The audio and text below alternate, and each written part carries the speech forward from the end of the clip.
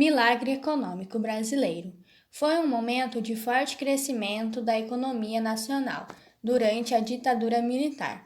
O crescimento da economia brasileira foi o principal instrumento de propaganda utilizado pela ditadura militar para conquistar a popularidade e legitimar a competência do governo liderado pelos militares.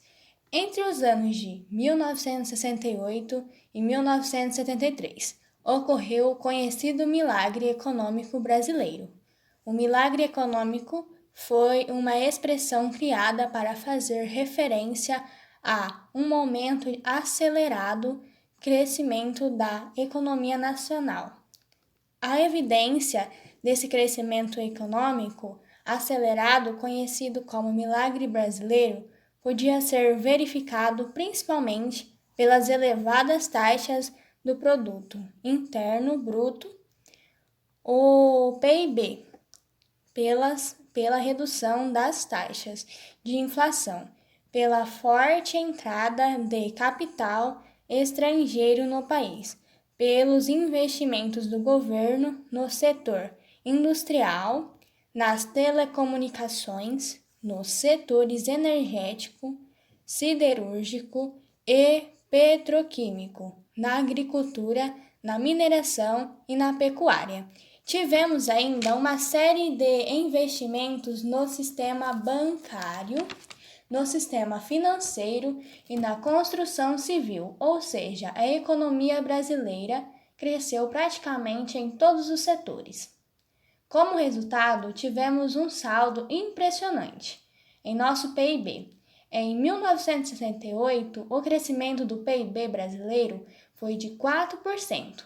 5 anos depois, em 1973, a taxa de crescimento do PIB brasileiro alcançou a impressionante marca de 14%.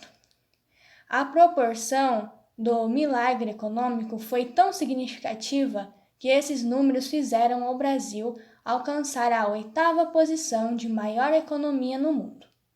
No início da década de 1970, o milagre econômico brasileiro foi utilizado como uma forma de propaganda do governo militar, com o objetivo de conquistar o apoio da população. Foi nessa época que surgiram slogans, tais como Brasil, ame ou deixe-o, e ninguém segura esse país. Essa propaganda que exaltava as conquistas econômicas sob a liderança dos militares acabou se erguendo para esconder a violência praticada pelo governo e para enfraquecer os grupos políticos de oposição. Mas, porém, contudo, entretanto, não obstante, o milagre econômico brasileiro teve um efeito colateral muito negativo. Esse foi um período de forte concentração de renda.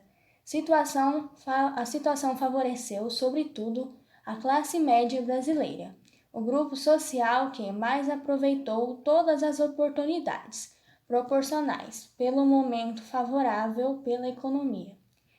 De certa forma, os trabalhadores também foram favorecidos, pois esse foi um período de crescimento da oferta de vagas de emprego. Entretanto, não há qualquer forma de comparar o favorecimento da classe média em relação à massa de trabalhadores brasileiros. O primeiro grupo foi, sem sombra de dúvida, o que mais tirou proveito do crescimento econômico ocorrido entre 1968 e 1973. A concentração de renda nesse período foi tão absurda que o ministro da Fazenda, Delfim Neto, criou uma expressão que ficou marcada na história. Segundo ele, preciso, antes de tudo, fazer o bolo crescer, para só depois ter condições de dividi-lo. Ou seja, era necessário, primeiramente, fazer a economia brasileira crescer para depois dividir os ganhos com toda a população. O milagre econômico brasileiro foi encerrado em 1973. Neste ano ocorreu a famosa crise do petróleo, responsável pelo aumento do preço do produto a altitudes nunca antes vistas, no mercado internacional.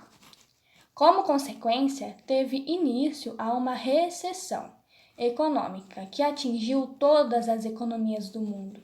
Essa recessão econômica atravessou a década de 1970 e durou até o fim dos anos 80, fazendo com que aquele momento ficasse conhecido como a década perdida, em razão dos baixíssimos níveis de crescimento econômico verificado em todo o planeta. O governo de Costa e Silva foi encerrado em agosto de 1969. O presidente da República teve problemas de saúde e precisou ser afastado. Uma junta militar ocupou o seu lugar e foi responsável pela motivação da Constituição de 1967, por meio da Emenda Constitucional número 1. O objetivo era fortalecer e concentrar ainda mais os poderes do Executivo. Essa junta militar foi responsável pela escolha de outro general da linha dura para ocupar o posto do presidente da República. O escolhido foi o general Emílio Médici.